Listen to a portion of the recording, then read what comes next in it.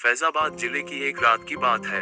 वहाँ के घाट railway station में कई सारे ऑटो ड्राइवर खड़े थे। सभी सवारी आते ही एक एक करके उन्हें बैठाते और चले जाते थे। जैसे ही रात ज्यादा होने लगी, ज्यादातर ड्राइवर अपने घर को चले गए। उसी रात दुर्गेश ऑटो ड्राइवर भी घाट रेलवे स्टेशन पर था। वो भी दूसरे ड्राइवरों की तरह घर जाने ही वाला था। तभी उसे याद आया कि एक पैसेंजर ट्रेन आने वाली है। दुर्गेश और 3-4 ऑटो चालक उसी पैसेंजर ट्रेन के इंतजार में रुक गए। तभी जोर जोर से बारिश होने लग गई। रात तो थी ही, लेकिन बादलों की वजह से चांद की रोशनी भी नजर नहीं आ रही थी। बादल गरजते और बिजली चमकती तो कुछ उजाला नजर आता, वरना अमावस्या से भी ज्यादा काली रात हो गई थी। कुछ ही देर में पैसेंजर ट्रेन आई। दुर्गेश को ट्रेन से एक खूबसूरत सी लड़की उतरती हुई दिखी, जिसके कंधे पर एक बैग और हाथ में एक सूटकेस था। वो लड़की सीधे दुर्गेश के पास गई और कहने लगी कि मुझे रामपुर जाना है। दुर्गेश ने कहा कि अभी बहुत रात हो रही है, इसलिए 700 रुपए किराया लगेगा। अगर आप सुबह जाएंगी तो मैं 200 रुपए में ही छोड़ दूंगा। लड़की ने जवाब दिया, मुझे अभी जाना है, आप ले चलिए, मैं पैसे दे दूंगी।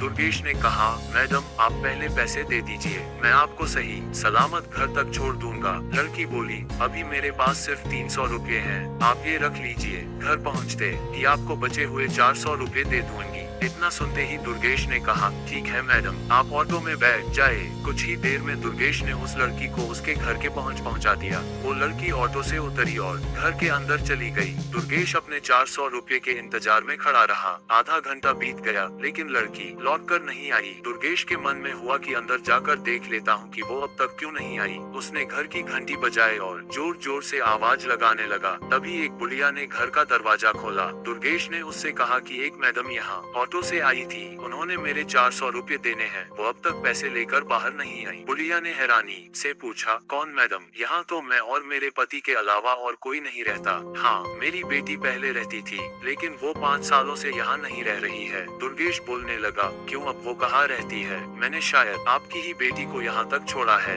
आप एक बार अच्छे से देखिए। बातों ही बातों में दुर्गेश की नजर सामने दीवार पर गई। वहाँ उसी लड़की की तस्वीर लगी हुई थी, जिसे वो ऑटो में बैठा कर लाया था। दुर्गेश ने बुढ़िया से पूछा, वो दीवार पर जिसकी तस्वीर लगी है वो आपकी बेटी है? बुढ़िया ने जवाब दिया, हाँ वो ही मेरी बेटी है। क्यों, क्या हुआ? तुम ऐसे क्यों पूछ रहे हो? हाँ, जवाब सुनते ही दुर्गेश बोल पड़ा, माता जी मैंने कहा था न कि मैं आपकी बेटी को ही घर लाया हूँ, यही मेरे साथ ऑटो में बैठकर आई थी। आप अब जल्दी से मेरे पैसे दे दीजिए, देखिए सुबह भी हो गई है, मैं कब से यही खड़ा हूँ। बुढ़िया ने दुखी मन से कहा, बेटा ऐसा नहीं हो सकता। हाँ, ये मेरी बेटी है, लेकिन 5 साल पहले ये ट्रेन के नीचे आकर मर चुकी है, इसे तुम कैसे घर ला सकते हो? ये सुनते ही दुर्गेश के होश उड़ गए। वो तेजी से वहाँ से भागा। जैसे ही वो ऑटो के पास पहुँचा तो देखा कि उसकी सीट में 400 रुपए रखे हुए थे। उसने वो पैसे भगवान के सामने रखे और मंत्र का जाप करते हुए आगे की ओर बढ़ गया। उसके मन में हुआ कि आज तो सवारी बैठाने और पैसेंजर ट्रेन के लालच में मेरी जान जाते जाते बची है। उस दिन से दुर्गेश ने रात को ऑटो चलाना ही बंद कर दिया। वो सिर्फ दिन के समय सवारी लाता व ले जाता और रात को घर में आराम से सोता है। कहानी से सीख, दिन में काम करने के साथ ही रात को आराम करना भी उतना ही जरूरी होता है, नहीं तो ज्यादा लालच भारी पड़ सकता है।